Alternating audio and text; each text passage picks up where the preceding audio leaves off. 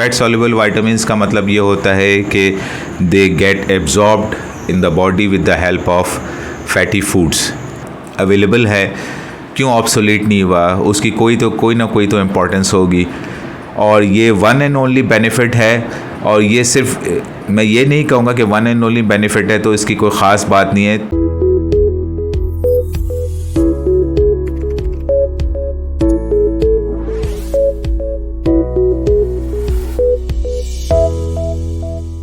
अस्सलाम वालेकुम, मैं हूं आपका host doctor Mohammad Faheem informative video lecture series के साथ।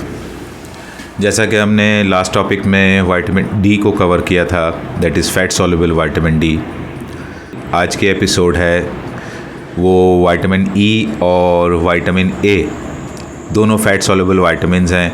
और जैसा कि मैं पहले बता चुका हूँ, विटामिन ए, डी, ई, के और fat soluble vitamins. Fat soluble vitamins का मतलब ये होता है कि they get absorbed in the body with the help of fatty foods.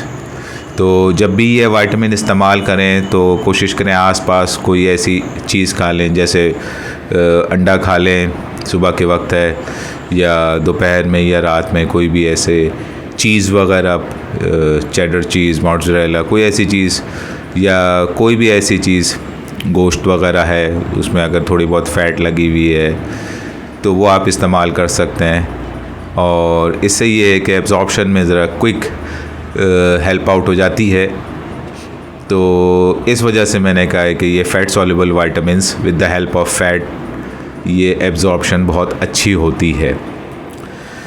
Coming back to the topic, vitamin E और विटामिन ए, ये दो डिफरेंट विटामिन्स हैं और इसके हवाले से काफ़ी हद तक लोगों को पता भी होगा और बहुत सारे लोगों को शायद पता भी ना हो, क्योंकि इस हवाले से बहुत ज़्यादा कोई मार्केट में प्रोडक्ट्स अवेलेबल नहीं है। ख़ासकर विटामिन ए के हवाले से तो कोई ऐसी इंडिविजुअल प्रोडक्ट नहीं है जिसको हाईलाइट किया जा सके।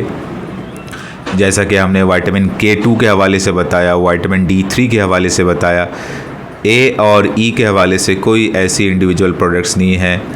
सिर्फ ई में जो है, जो मैं ख़ास से जब से मैं बॉर्न हुआ हूँ और अब तक मैंने यही देखा है कि विटामिन ई जो है, ईवियन कैप्सूल, ब्रांड लेना ज़रूरी था क्योंकि उसके अलावा मुझे और कोई नॉन मैन्युफैक्चरर्स में नहीं पता कि इसके अलावा और कोई विटामिन ई को बनाता हो सोली। मिसलेनियस मल्टीविटामिन्स में ये पाया जाता है विटामिन ई, लेकिन सोली अगर हम बात करें तो ईवियन ही अभी तक पाकिस्तान में अवेलेबल है 200, 400 और 600 मिलीग्राम्स में। और विटामिन ए जो है वो तो खैर सोली भी अवेलेबल नहीं है, वो सिर्फ ये है कि वो मल्टीवेट्स में आपको मिल जाएगा। तो इनके बेनिफिट्स क्या हैं, क्या इनको लेना ज़रूरी है, क्यों विटामिन ई ईवियन के नाम से जो है वो अभी तक आज तक अवेलेबल है, क्यों ऑब्सोलीट नहीं हुआ, उसकी कोई ना कोई तो इम्पोर्टेंस होगी। तो first of all vitamin E को मैं डिस्कस कर लेता हूँ ब्रीफली। तो विटामिन ई जो है वो एंटीऑक्सीडेंट के तौर पर इस्तेमाल होती है बहुत ज़्यादा बॉडी में। एंटीऑक्सीडेंट क्या होते हैं? एंटीऑक्सीडेंट वो केमिकल्स होते हैं जो बॉडी में ऑक्सीडेशन का प्रोसेस होता है, और ऑक्सीडेशन के प्रोसेस में वियर एंड टियर जो बॉडी में है वो बढ़ती जाती है। तो इस ऑक्सीडेशन के प्रोसेस को एंटाई करने के लिए एंटीऑक्सीडेंट का इस्तेमाल किया जाता है, ताकि बॉडी में with the help of with the growing age, specially after 40s, जो वियर एंड टियर का process as compare to previous practice वो बॉडी में बढ़ जाता है, तो उसको कंट्रोल करने के लिए, मिनिमाइज़ करने के लिए विटामिन ई जैसे एंटीऑक्सीडेंट्स का इस्तेमाल किया जाता है। और ये वन एंड ओनली बेनिफिट है, और ये सिर्फ मैं ये नहीं कहूँगा कि वन एंड ओनली बेनिफिट है तो इसकी कोई ख़ास बात नहीं है। ये वन एंड ओनली बेनिफिट ही बहुत ज़्यादा इम्पॉर्टेंट है बॉडी को रेगुलेट करने के लिए, ख़ास तौर पे आफ्टर 40s अपने आप को एजाइल रखने के लिए। एजाइल मतलब कारआमद रखने के लिए, अपनी रूटीन को कैरी ऑन करने के लिए, गोइंग फॉरवर्ड जैसे जैसे वियर एंड टियर प्रोसेस बढ़ता जाता है उसको कंट्रोल्ड मैनर में चलने के लिए।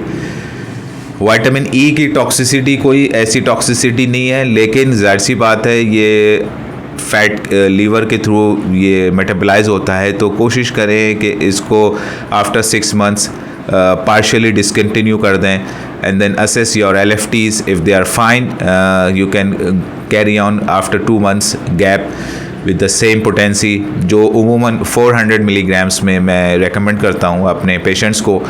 तो आप लोगों को भी यही रेकमेंड करूँगा, एज़ लॉन्ग एज़ कि आपका लीवर ओके है, तो there is no harm taking it for the next 6 months. और कोई एलर्जी है, अगर नॉन एलर्जी है विटामिन ई से, तो वो इसको अवॉइड करें। ये तो एडल्ट्स की बात हो गई विटामिन ई में, और बच्चों में विटामिन ई हम रेकमेंड नहीं करते बिलो 12 ईयर्स। विटामिन ए, इसी के वाइस वर्सा आप समझ लीजिए कि हम बच्चों में रेकमेंड करते हैं, एडल्ट्स में इतने ज़्यादा स्ट्रांगली रेकमेंड नहीं करते। और विटामिन ए के ड्रॉप्स भी पिलाए जाते हैं, स्पेशली पोलियो कैंपेन्स में। तो क्यों पिलाए जाते हैं विटामिन ए के? विटामिन ए क्या है? विटामिन ए का जो हमने यही सुना है कि बीनाई वगैरह में, और इसमें जो है एक कॉमन मैन को यही है, vitamin A again is antioxidant. और बच्चों में विटामिन ए की डेफिशिएंसी से बहुत ज़्यादा चांसेस हैं कि उसकी स्किन और उसकी जो विजुअल कैपेसिटी है वो रिड्यूस हो सकती है।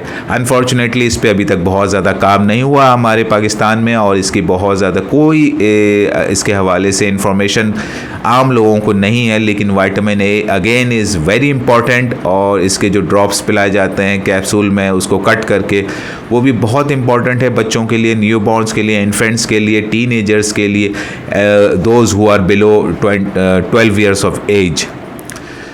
और इसकी वजह से स्किन और सेकेंडली आपकी जो आइज़ हैं ये बहुत इंपॉर्टेंटली ग्रो करती हैं with the help of vitamin A.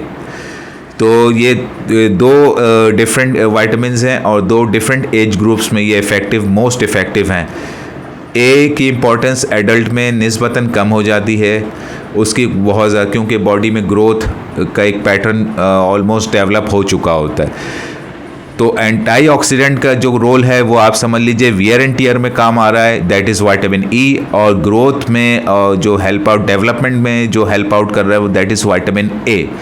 तो दो डिफरेंट एज ग्रुप्स में दो different vitamin, fat soluble vitamins A and E respectively अपना काम कर रहे हैं।